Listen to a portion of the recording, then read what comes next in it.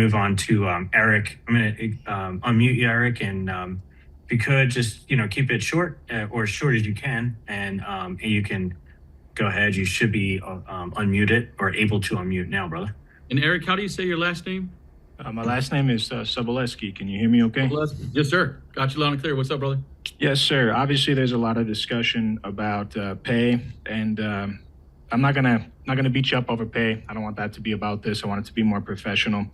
But I do want the stance that NATCA has taken. What is NATCA's current position on the average median salary of air traffic controllers?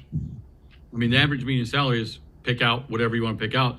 I think it's all going. I mean, run the math to run the math. I think it's most often quoted, but it's all on the high end because most people make more money than the level 4 facilities. Is 160,000 being the median average. It's something that we should always find ways to continue to increase and move from there, especially during economic times like they are right now.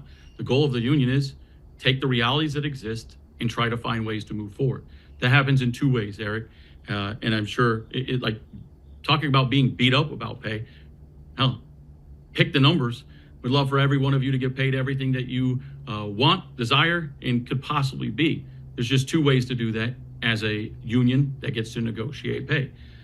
One is a term negotiation.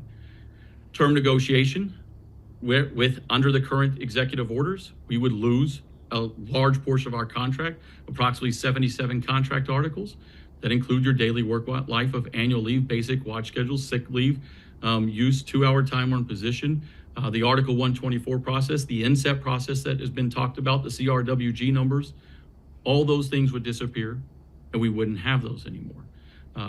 We would be able to negotiate pay. That would have been in July of 2026 and just before this administration took over. And as I briefed everyone, took the option that was given to us for the limited 24 hours that it was under Administrator Whitaker to extend it, but putting in the provision, we could open it under mutual agreement, which could always be done when two parties agree to it, but I wanted it very clear that if those executive orders didn't go in place that strip us of our fair and complete right to bargain, then we would absolutely be bargaining.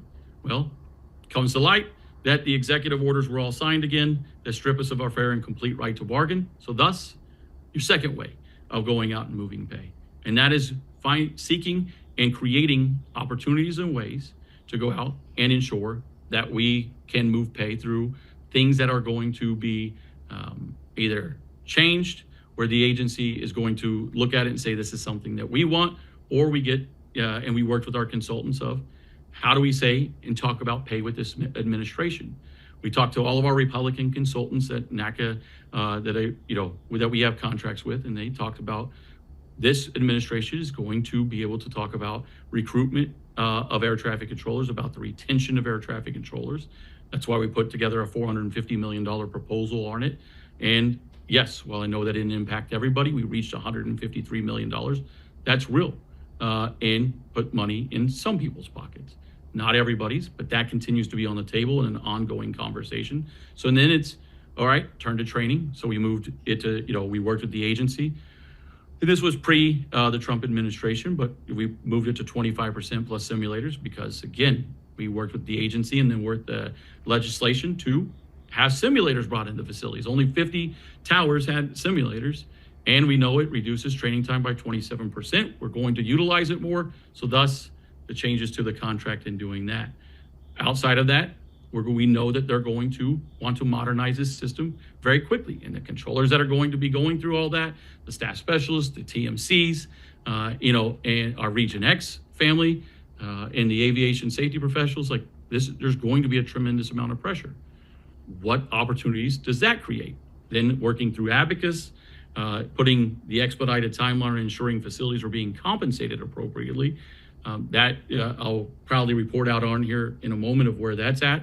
And now that it's not going to be 2029 and it's in a much more rapid manner, they're finishing up the last en route facilities validation, which then the national validation team will go from there.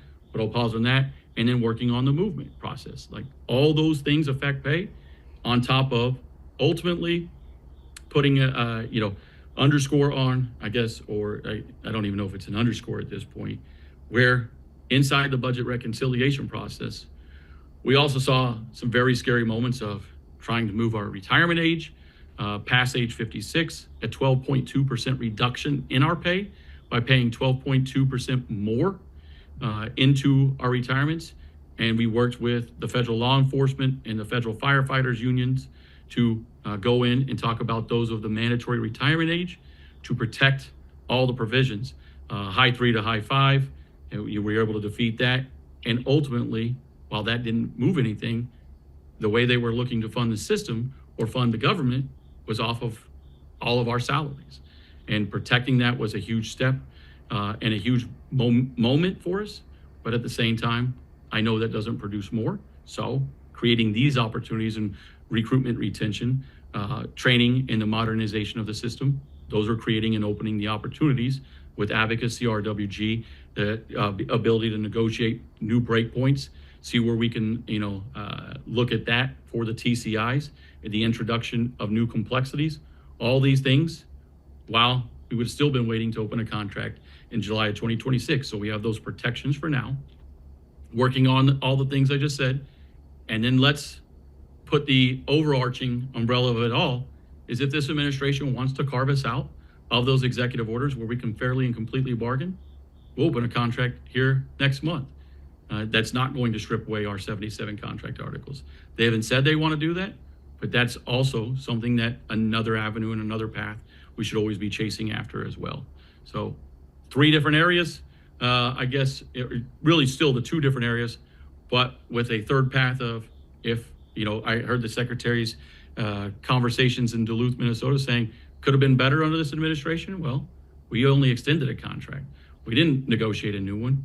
Happily negotiate a new one if we're given the fair and complete chance to bargain and work with this administration. Anything we can do to do that very thing. I just don't see right now where the President of the United States is walking back that executive order, but at the same time continuing to work with them on the things we agree on and show the value of our workforce and that we are the solution to the very things that they are interested in showing the value or showing that their administration can make these moves to the American people, present the opportunities for us to increase the pay and compensation and benefits for those that we represent.